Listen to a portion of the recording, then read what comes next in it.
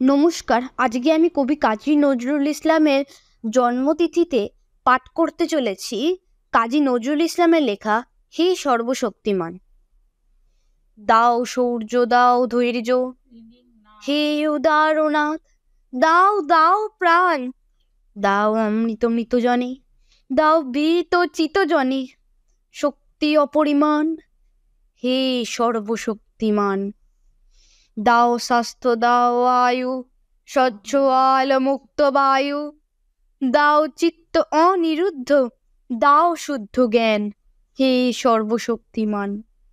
দাও দেহে দিব্য কান্তি, দাও গেহে নিত্য শান্তি, দাও পুণ্য প্রেম ও ভক্তি, মঙ্গল কল্যাণ, হে সর্বশক্তিমান। ভীতি নিষেধের ঊর্ধ্বে স্থির, রহি যেন চির উন্নত শির, যাহা চাই যেন জয় করে পাই, গ্রহণ না করি দান। দাও শৌর্য, দাও ধৈর্য, হে উদারনাথ, দাও দাও প্রাণ, হে সর্বশক্তিমান। নমস্কার।